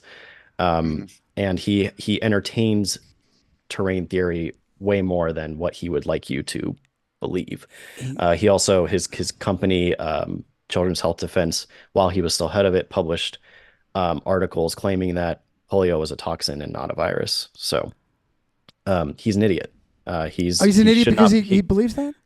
oh yeah, he should not be in charge of HHS. Right. He ultimately what this ideology goes to, what it works towards, what RFK's ideology does, whether you subscribe to train theory or not, it works towards more dead kids because vaccines save millions of lives, and these dead kids are going to make up primarily the poorest communities because they don't have the good health infrastructure needed to prevent deaths from vaccine preventable diseases. They don't have the proper nutrition to sustain themselves against infectious diseases. So those poorest, most vulnerable people of the world, most forgotten people of the world are the ones who suffer most from accepting RFK's ideologies. And that's just a tragedy. And it's really sad. And I don't think it's acceptable at all. I don't even know how he is. Well, I do know how he is because he's a Jesuit-trained Kennedy that is an elite. He's a lawyer. He's a politician from a family of wealthy, elite lawyer politicians, many of them Jesuit-trained. Interesting, though. We're going to do a whole show on the Kennedy family, how it is that Robert Francis Jr. Is now supposedly a hero, where he still defends, brags about how all his kids are vaccinated. I absolutely agree. Now, this is just in my ignorance. I don't know what I'm talking about. I'm not an accredited microbiologist. It absolutely explains to me the unhealthy lifestyle of homosexuals in the 80s. Absolutely explains to me how HIV, the syndrome, would suddenly pop up out of nowhere. Absolutely easily explains, makes sense to me, how brand new toxins, insecticides that have not been used before, easily explains neurological disorders, paralysis in polio. So I'm an idiot too. I absolutely would agree with Robert Francis on HIV. That Anthony Fauci was foundational to the discovery and the treatment of back in the 80s. It's why he's foundational to the coronavirus scam recently. So actually, I don't agree with a lot that he does in his family background, but I do agree with him on the very two things that Dan thinks he's an idiot on. So I guess that makes me an idiot. I mean, when you say these things make sense to you and then you don't know the environmental basics of, factors like, make sense to me, as opposed to trusting you when you don't that these know the tiny little boogie basics things of the that you stories you're found are dismissing. actually it When you does. don't know the basics of the stories you're dismissing, and it makes sense to you. Like, I don't know why you think that's acceptable to just not know these basics and still think that you have the correct and critically thought out worldview. It's worldview, Dan. It's worldview. So for me, I see. Worldview, Hang on, let me lots of explain my dead worldview. kids. Hang on. Other worldview, Hang lives on. saved. Let me say. So environmental factors that I can verify myself in unhealthy homosexual lifestyles. I can see that they are introducing brand new amyl nitrate, poppers, and cocaine and alcohol all at the same time. Hepatitis. Hang on, I'm not done. Hang on, I'm not done. I Don't know tell what me you're stop. saying. Let me finish what I'm saying. No, stop. All of these ridiculous. outside It's environmental ridiculous factors. because it's ridiculous Vinny, because can we all stop? those Don't tell me what I'm saying factors- is ridiculous. Okay, those all of environmental these factors factors, on as their own opposed do to not the cause invisible AIDS. thing that I have to trust All you those that you guys environmental found. factors, you Vinny, can observe for yourself. Vinny, I'm that not. people If you're live going to that talk over me, lifestyle there's no sense in and are not. continuing. If you observe Vinny, for if it's going yourself, to talk Yeah. over me, I'm not if even you done. observe for yourself, Vinny, that if all there's of going to talk all over those me, I'm not lifestyle going to go on. factors are present and no AIDS is present, then what do you make of that? What all factors? First of all, I'm People telling still you live like that when today, you and they can live diagnose normal what is lives. AIDS, it's a syndrome. It's a whole swath of things that you Specifically decide a even what it reduced is. count of CD4 T cells. You didn't even know that. Oh, that's what it is, and you're seeing that yourself. You've done that yourself. We can test for that. We can. Why do you dismiss those tests? The experts can test for that. And I trust the experts. You just enjoy ignorance, I guess. Is that what it is? I do. I enjoy ignorance as opposed to being able to see it and verify it for myself, being my own scientist as best as I can. I don't have the money. I don't have the ability to buy an electron microscope. So I have to go and say, well, wait a minute. If I'm going through an entire weekend of sex and drugs and poppers and cocaine and alcohol, maybe that's a contributing factor to this brand new disease that came out of nowhere. Variables, or do you just hear a story and accept it? All right. Are we going to continue to talk over each other? We're just going to say we're good. You're going to be yelling the same things over and over again. Is that what it is? I'm just yelling the same things? Yeah. Okay. Well, you're yelling and repeating what you've heard. Let's go. I'm not yelling to be heard. I'm yelling because I'm excited. No, I said you're repeating what you've heard. Is that what it is? No, I'm telling you. Yeah, because if I ask you about the basics on any of these topics, you don't know. It's all the difference in the world. The environmental factors, the terrain factors, versus me just trusting you through this massive process, this tiny little boogie thing is actually what's causing the illness. Here, answer this honestly. Did you isolate the variables of poppers and promiscuous sex and do a study on a population level to see I would dare say that anyone would conclude poppers and cocaine and repeated homosexual sex. Stop. Poppers and cocaine and repeated homosexual sex and going without sleep will have an adverse effect upon your health that you will suddenly spin as a brand new syndrome caused by a virus I can't see. That's what I will say. And those lifestyle factors have been around a lot longer than AIDS. No, I would say that a lot of that was pretty new to the 80s. And if you do the work to isolate those factors, I would say you will see that it does not cause AIDS. You are trusting someone. You are trusting your whoever you listen to have done this analysis for you. I don't blindly follow anybody. I don't blindly follow anybody.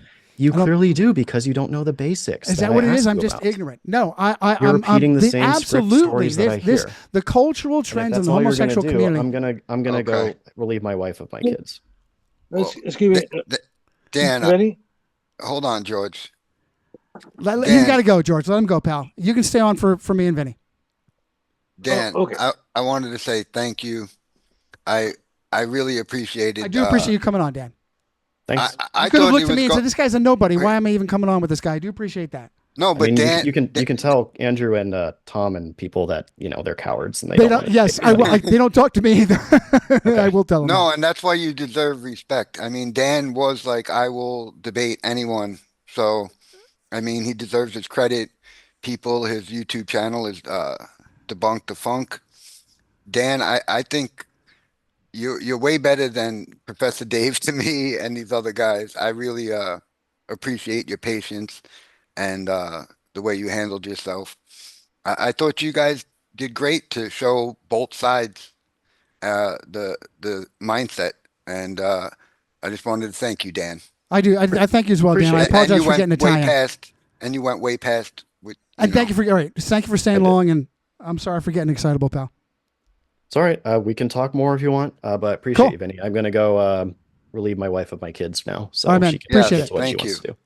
All right. Well, thank you. Have a good one. Well, there you go. The debate did end there. I did have to go pick up my kids. I hope you enjoyed this video. And Johnny, I am willing to talk to you some more. I don't have your email. We kind of had a middleman between us. But if you're willing to critically look at and evaluate your ideas, I'm totally willing to talk to you, not even on camera. Just if you want to know the truth, you should be willing to talk to people who can challenge you. And you did that, and I appreciate it. But hey, there's nothing wrong with talking behind a camera too if you really want to get at, what's true, if that's what you care about. Anyway, that's my offer to you, Johnny, and it's also my offer to anyone else out there who wants to talk to me or debate me. My email is in the description of every video, so feel free to contact me. And I'll do my best to get back to you, given, of course, time restraints. That's also been my offer for most of the time I've had a YouTube channel, because talking to people who I disagree with and challenging them in these conversations is one of the goals I have of running this YouTube channel. But most often what I've found is that anti-vaxxers with prominent platforms don't really want to debate. They just would rather talk to their audience who already are sold on their ideas, because it's way easier to do that than talk to an expert who could call them out. And there are several names in the anti-vaccine community who fit that perfectly. Brett Weinstein, I'm looking at you. You still don't want to debate anybody, including me, who can call you out, and we know why. And yes, Brett Weinstein has had opportunities to debate me and other people, but he refuses because he's a coward. But Johnny wasn't a coward and came to a conversation, so, you know, there's that at least. So I hope you enjoyed that conversation I had with Johnny, and I will see you in the next video. Bye.